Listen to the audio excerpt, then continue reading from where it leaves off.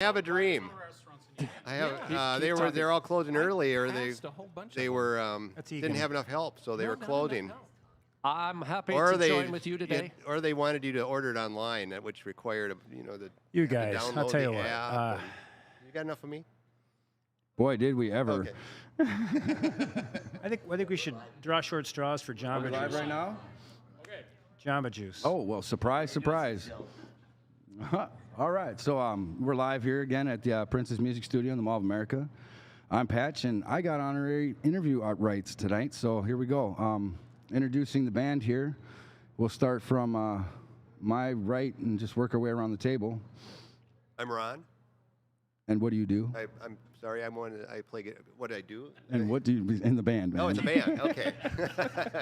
I play guitar. One of the guitar players. Yeah. I'm Rob. I play drums, and I watch out for Ron when he forgets who he is. Yes. I'm Bernie, and I play keyboard and lead vocals. I sing lead vocals. I don't play lead vocals. I'm Ed. I play bass, and I make sure that Ron takes his medication. I'm John, and I play keyboards and guitar. It's good to meet you folks, man. You guys sounded great tonight. Thank you. Fun. So I guess right out of the gates, we're going to ask, so what was the main inspiration for what you guys do? Like, you always, and who was the driving force behind it? Who started it?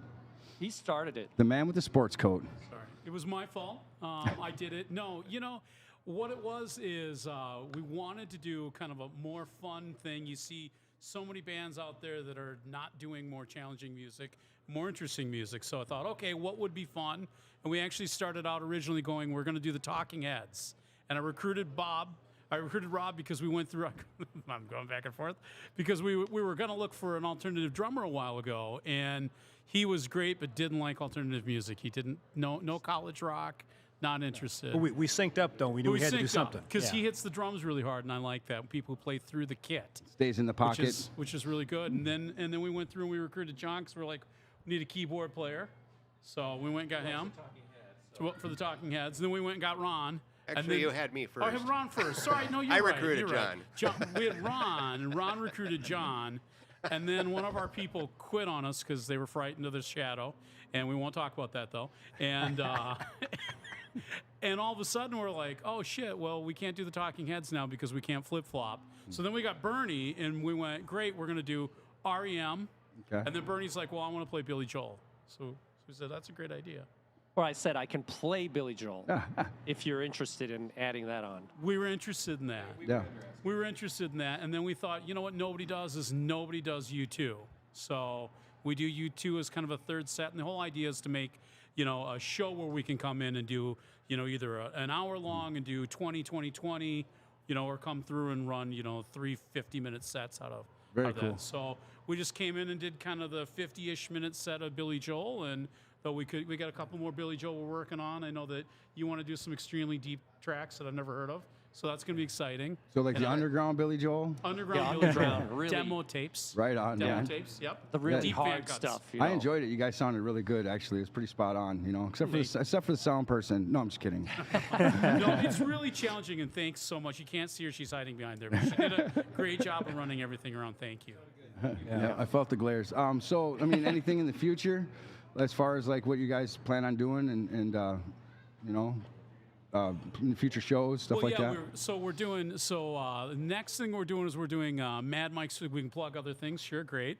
We're doing Mad Mike's Funhouse, which is really fun. If people haven't gone, they really should, because he's a crazy person, and I mean that in a very positive manner. And great people and great musicians there too, but also very welcoming of people who are not always as good as well. They're very, letting everybody up and get out and play, which is great. Mm-hmm. But on December 9th, we're doing the Showcase Band, and we're going to come in and do about 20 minutes of U2 for that. Okay. So that should be fun. Cool. And then we're working on a couple other things. What else? What's the next one? We have one way down the line in May at Shamrocks in St. Paul, right near my home. And then we have one in June at Seven Vines. I don't even know where Seven Vines is, but it should be terrific. If you can guess, they do wine. Recommend it, Right on. It's a winery. It's a good time. And we're working on a couple other shows, and I'm sure we'll have a few things in February and March, kind of in between. But it's it's tough for the holidays. Right. Well, for the fans and stuff like that, if they want to look you up and find you on the internet, what's the best place to look you guys up to find out what you do, where you do it, and how you do it, and stuff like that? Find us on Facebook. You can find us on Facebook at the Vibe MN. We're working on a web page that's coming, but Facebook's the main way. Okay. The Vibe MN. Is that right? It could be just the Vibe. It might just be the Vibe. Try them both. Email Try is both. The Vibe MN. Ah, yeah. Yeah. But you can find us under the Vibe on Facebook. Perhaps we'll make a comment in the comments for exactly All where right. you can find us. Try both. Try both. So there's no confusion at all whatsoever. Well, I don't know if there's any other questions to ask other than you guys sounded great tonight, and we appreciate you guys coming out for sure. Thank you. For having us. More questions. She says more questions. More questions? Yes, yeah, Okay. more questions. Well, geez. You know, the one thing we will say is it's so important to keep live music going, and it's hard to do that. It's really cool you guys have this every Sunday showcase. So thank you for doing your part to keep live music alive in the Twin Cities. It's really cool. Absolutely. Yeah, no problem, man. It's definitely, I feel that. That's definite, because I performed for about 10 years in a band myself, and it's really hard to get people with the internet now to come out and actually get away from their laptops and their cell phones and stuff like that and actually enjoy live music the way it's supposed to be. And it's good to see guys like you that are out there actually pushing it, you know, and performing well, wearing coats underneath those heavy lights and whatnot. It's pretty crazy up there. I was worried about your bass player for a little bit. I thought he was going to pass out. Or gas. Pass gas. It's warm. Gets warm. So I guess It was really fun. You know, there's just an energy here. You know, the windows help a lot, and people walking back and forth, and it was fun. It was fun. It's got pretty good acoustics in here too, as far as like, you know, carrying. I can sing and under my breath, and I can still hear myself out there. So, but I mean, how long have you guys been jamming together then? As far as When did we start, Ed? It was So almost 3 years ago that you and I began, right? You and I did. You know, I'm going to say this lineup has been about a year and a half. About a year and a half since we first started. You know, it's so tough. You know, you've got COVID gets on and off, and then, you know. We took a break for a while. Yeah, our friend right here had a bicycle accident. He's so I can check. He's one of those guys on the road, you know. He's a serious biker, and this time somebody got him. I can knock myself out. Somebody found me and got a ride in an ambulance, so I can check that off. And the good news, he actually plays better after the accident than before. So it's kind of magic. sense back into Magic, him? yeah. Right. Ron says I've never played better when I don't play. You know? So it's fantastic. No, so it's been about a year and a half, and you know, Okay. a little on and off, but we're hoping to get a little more consistent. And you know, it's always tough trying to juggle everybody's schedules and everybody's. You know, most people here are in multiple projects, so that becomes a little bit of a juggle. And you know, through COVID, we rehearsed with all of us wearing masks. Very unpleasant. So it was better looking though, right? It Yes. was way better. That's true. No.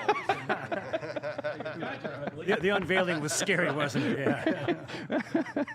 Almost shook the band to, you know, not being together after that. It's him. I hate that guy. I've been playing with him for 6 months. What the hell?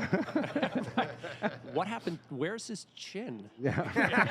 Who sawed that off? Well, you know, Ron was wearing a leopard print mask. You know. Yeah, to match his thong. Yeah. Oh boy. All right. All right, we're I'm gonna scoot over here. I'm gonna scoot. Rein it in, guys. Rein it in. You got to pick on the older guitar player. I get it.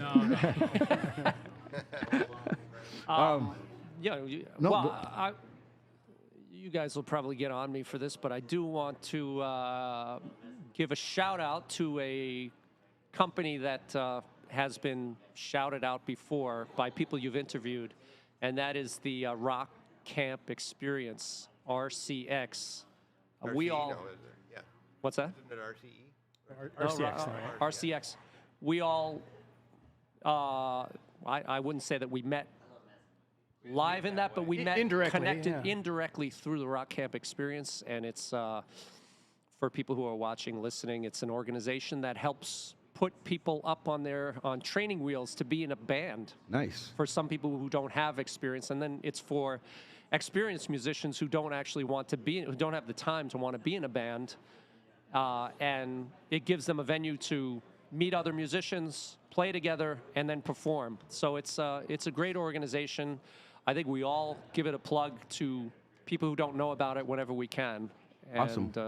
I just wanted to put that That's out definitely something I'll have to check out too, because I've Yeah. been kind of doing my own thing for about the last 8 years, and it'd be cool to get together and jam with a couple of fellas. there.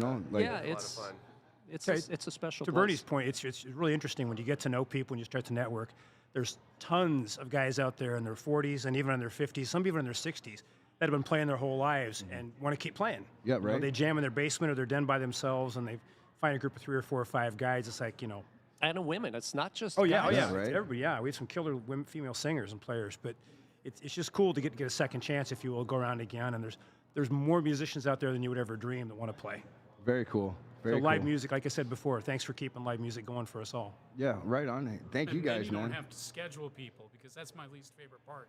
Right, trying to get everyone to Trying to juggle. Yeah, we think about adding another player, but now you got to juggle another person's Yep. schedule. That's right. That's always difficult. How long have you guys individually been doing what you do, like musically and stuff? Like since wee lads, since about 40. I mean, what does that really look question. like? Briefly, 40 here. You can start. Go ahead. youngest, oldest. You started when you were 40? Like 60 No, or so years ago? Just off and on over the past few years, and then I was kind of like, what would you say, like a soccer dad or whatever. And Okay. when the kids were done playing soccer, then I picked up guitar again and just kind of started getting back into it and started playing again. So not that many years, really. A few years. I'm actually a lazy drummer, is what I am. I actually played drums since I was about 3, and got played in original bands for a really long time, and got tired of hauling equipment, and so I said I'm going to play bass. So then I got really big, heavy bass amps because those would be easier to haul. Oh, yeah, right, definitely. Than drums. So they're faster to set up, but they take just as much effort. But no, yeah, I played drums since I was 3 and played guitar since I was 12 or so, and so Okay. kind of moved after playing in original bands for a really long time in drums, and moved to bass because I just love to play, and Right. and so I've been playing bass. I played bass in this band, and then played bass in an original band, and played drums in another original band. So Nice. try to get out and play a lot. And Bernie? I started taking piano lessons when I was 11. Okay. Classical piano, and then I was a really shy kid, but just I think barely good enough to get into. I grew up in New York City, Okay. so I went to I went to the Fame School. If you remember the movie Fame, the High School of Performing Arts, and I had this curse of wanting to perform and having crippling stage fright for years. Really, I couldn't do it. I could not do it, and it took 20 years. I didn't play for anybody. I was always shy, and then so Rock Camp experience was one of several catalysts that helped bring me out of my shell. Nice. Well, thanks for coming out of that shell, man. Thanks. Definitely. Yeah. And I've been playing drums since I was about 10 years old. Okay. All throughout high school. I actually went to college on a music scholarship, but about 2 weeks in, I realized I'm not going to sit and practice for 8 hours a day. So I started playing in bar bands, and I played in bar bands in the Midwest till I was about 30. And like a lot of guys, got married, got a job, had kids. I moved to Minnesota, kind of got away from it. And about 10 years ago, my second wife bought me a drum set, which tell me she wasn't the right one, huh? Yeah, right? definitely. That's Keep what her that's right what got there. me going again. I got to meet guys like this, and got reactivated again about 10 years ago. Nice. So I'm playing rockin' more than ever, Awesome. Good. Up guitar in 6th grade. I remember I used to play ukulele, and they had a talent day in 6th grade, and I was up there singing "Oh Susanna," those kinds of songs. And they're one of the bands. There was actually a full rock band in my class. They were doing Louie Louie and Wipeout, and I was like, that was cool. I Turkey in the switched Straw. immediately. Oh, you said Wipeout. If anybody ever asked me to play Wipeout again, I'm going to shoot him. Oh, God. Could you play Wipeout? But I've been playing for a long time. In and out of bands. I played in a wedding band in college, and got me through. Yeah. All cover We did bands like or? 45, 50 weddings a year. He asked, were they all cover bands? Cover bands. Like covering other people's music? Or Yeah, just doing the we were a originals? variety band. We had an accordion player. We did polkas and waltzes and country and rock and yeah. You got to hear his guitar and the U2 stuff. I mean, he really kicks. Oh, thanks. It's not easy to play. That's No. not an But- easy sound to Yeah, capture. He definitely does an true. amazing job. Right on. So I was going to invite Rick up here Rick? because he's the host with the most. Oh, Rick. and see if he's got the banter back and forth with you guys. As you can tell by his raspy voice, he likes to talk a lot. Smoke a lot. Wolfman Rick. Come on in here, brother. What's going on? Cats and cats. Hey, you guys sounded great today, by the way. You know that. Thank you. Thank you. Thanks for having us. Our regular podcast interviewer, he would be here, but he had to stay home and rest today because last night he had to wrestle Jerry the King Lawler. And No, he didn't. Was he at the wrestling match last yeah, night? and I guarantee you, yeah, he's probably at home right now with a pacifier and a bag of ice. He didn't Jamming the actually ibuprofen down. wrestle. Oh yeah. Did he? He went up toe to toe with him. I guarantee you. Really? I'm sure he's feeling a little tender around the edges today. Wow. I thought you were kidding. No, I wouldn't kid about that. Any opportunity I get to pick on Drupal, I will. What's his name? Drew. They call him the system. The but system. I just call him Drupal. Does he wear a mask or a unitard or No. not even a he's- unitard? Well, I don't know. What is a unitard? You know, it's where you have that one strap Oh. that comes across your chest. Yeah, I wouldn't think, know. Very Tarzan-like. Maybe I Mule. was when I heard unitard, I was thinking, what kind of a tutu is that? you know? No, I think Gorilla Monsoon used to wear a unitard. You remember Oh, okay, Gorilla Monsoon? okay. He used to eat that. Okay, yeah. Oh, that was Georgiano Anyway. Steel. You guys did great today.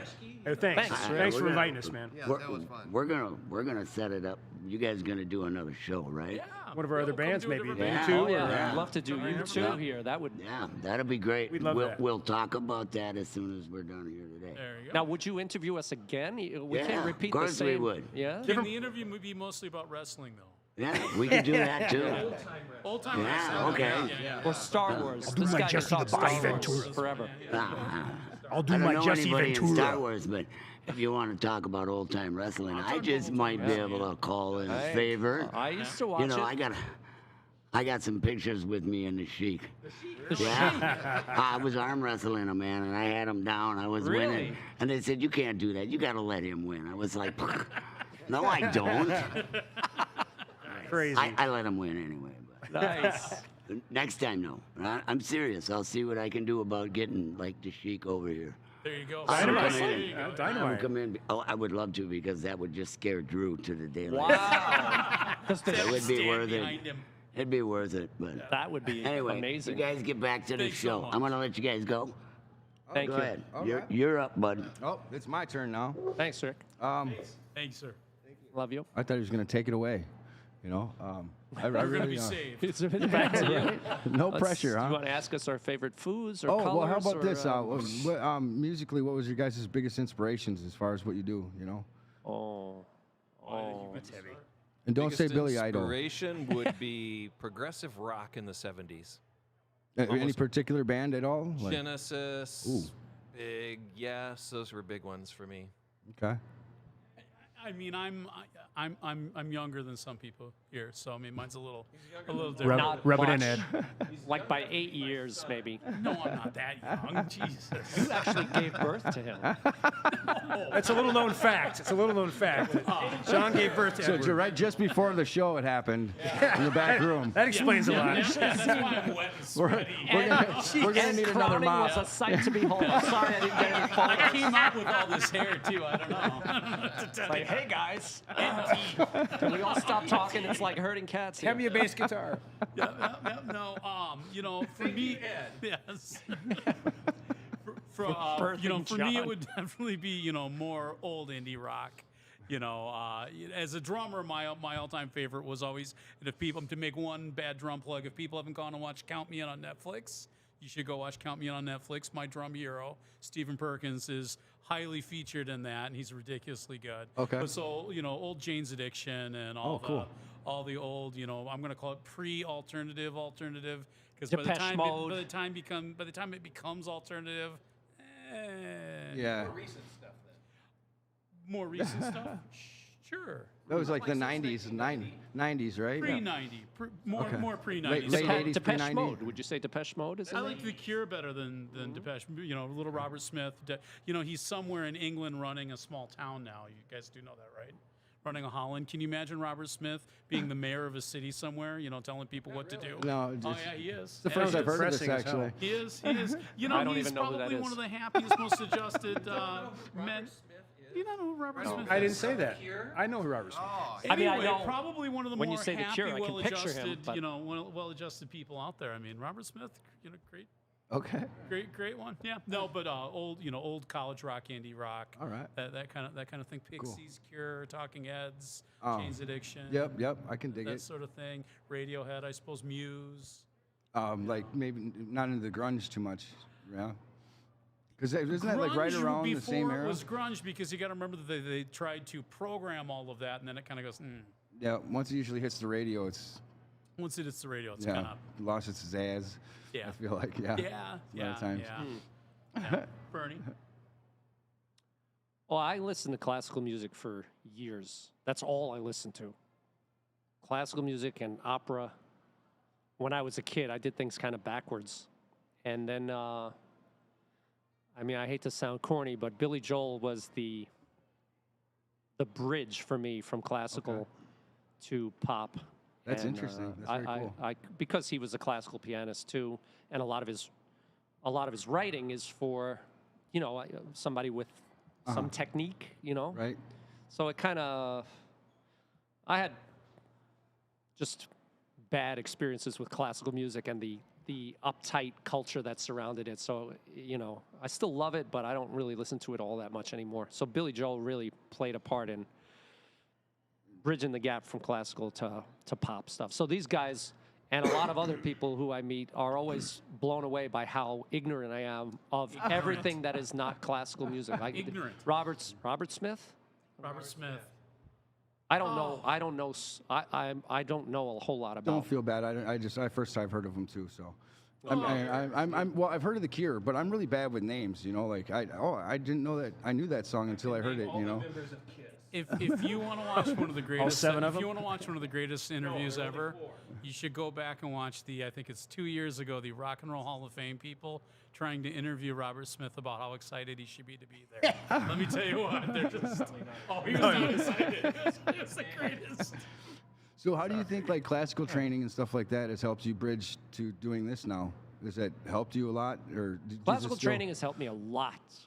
It's helped me a lot just in understanding music and technical things as well. Okay. I was a music major in college, so I studied the structure of music a lot. like too. music theory and all that good jazz? Yeah, a lot of music theory, That's cool. and that's helped a lot. Awesome. Yeah, I never would have known watching you perform and stuff like that. And you look kind of like a duck in water up there. So Thanks. it looked really no, natural. there were many years, probably more years than not, where I was frozen with fear. Right. And no matter how much I practiced, when eyes were on me, I froze. And I still, it's not totally gone. It's It kinda gets shaken It's kind and- of in my DNA. But I think maturity and experience helps you. I owe a lot of. I'm a teacher as well, so being in front of students has helped me get over a lot of that stuff. that's too. very cool, dude. Because I never would have noticed it or even picked it out until you said something about Yeah, it. my just watching friends you who play. know me now can't believe it, but the people who remember me from high school, Right. it That's was super bad. cool. I'm telling you, it was like I'd have to perform for my class, and if there was a girl in the class who I liked, Oh boy. I'd be like, after I crumbled, I'd be like, well, cross her off the list, because after she saw this, there's no way she's gonna. Wow. right. And that was a lot of pain in those years, honestly. Yeah. The sweaty palms and such. I wish it was just sweaty palms. I wish it was just sweaty palms. Yeah. No, I didn't mean it in any other way other than that. A lot of tension. Like it would all go in my shoulders. Right. And everything that I worked. I mean, I'd play scales, arpeggios for 4 hours, 4 hours a day. But once eyes were on me, my shoulders went up, they locked up, and I had all the technique that I had worked on Out the window, huh? went away. So even now, when I was performing here, I was telling myself, just relax, enjoy the music, just loosen up and enjoy it. Have fun with it, definitely. Well, you did a great job, man. Absolutely. So Got to be fun. that was cool. Thank you. I was relaxed. Now I'm pretty uptight. Thanks a lot, Bernie. I need a minute here to gather myself. Yeah, gosh, this is a big question. I could probably answer it 5 different ways, but when I first started gigging, when I was, believe it or not, 12 or 13 or 14 years old, it was all jazz. Because my mentor was a guy who played a lot of jazz, so I played in jazz combos. Okay. So a lot of my early drumming influences were, Elvin Jones, Buddy Rich, Okay. guys like that. God, what's Sonny Payne, the Count Basie drummer, who was an incredible showman. All right. So I really cut my teeth on a lot of jazz, which, to your question about Bernie, that made me a better listener. I think it made me a better musician because you really have to listen and hear to play the kicks and stuff in Like the jazz. nuances and stuff like that Yeah. that they put in there. But the flip side of that is I had a big sister who was a huge British invasion. She got to see the Beatles when she was a kid, when she's a teenager. All right. So I cut, Beatles, Stones, all the classic British invasion stuff. And if I had one favorite drummer in the world, it's got to be Bonham. Okay. The guy's amazing. Yeah. He is a rock drummer in every sense, a hard rock drummer, but he plays with swing. And only musicians probably really understand what that means, but to play the way he plays with some swing to it is incredible. And there's never been anybody like him. So he's always been the guy that I wanted to be like. Right on. But a lot of jazz influence, a lot of classic rock influence. And, going on the table here, the cool thing is all the different perspectives Yeah. and varieties we have, which is what makes it fun. Absolutely. Right? So I try to keep my eyes and ears open to every different stuff as much as I can, too. But so kind of a dual thing, both the jazz upbringing and also classic rock for me. Well, I know that jazz has a lot of influences in all different types of genres of music. I mean, there's like heavy metal, thrash metal, stuff like that. Jazz, blues, rock and roll, it's Yep. all just different flavors of the same ice cream, Yep. right? It's the same thing, just with different twists to it and different lyrics and heavier guitar, less guitar. Are you playing a shuffle or are you playing a straight eight? So Right. music is not all that different if you really listen to it and connect it, True. Absolutely. So That's very wise. that's yeah. kind of how I came about it. Yeah, mostly comes from the heart. Generally, because I've seen players that went to school and just trained to do this and do that and could do the scales on a guitar no problem, but their heart wasn't in it when they were playing. And then you got someone up there who's not so, smooth or whatever at it, but he's in it, and he's playing from his heart, and he's just really thrashing around and stuff like that. And I noticed that the audience and fans and stuff like that, they're drawn to that kind of stuff. Like the more passionate you are about what you're doing, the more people are gonna take into that versus like, oh, I'm just up here doing what I do, You can walk into one bar and the band may sound good and they've got a good singer and a good guitar player, but it's like, yeah, oh, okay.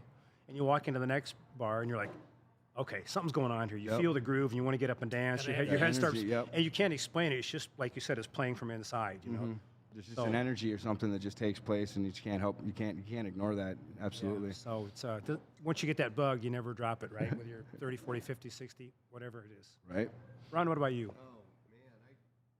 Stuck You've in had a the lot of time to 70s, think about this, so. I'm really stuck. We in took all the good 70s. answers. I love the 70s because there was no formula for rock. There's so many great bands that came out of there. Yeah. Start with Led Zeppelin. Actually, it started in the 60s, but they went through the 70s. Oh, sorry. Bread.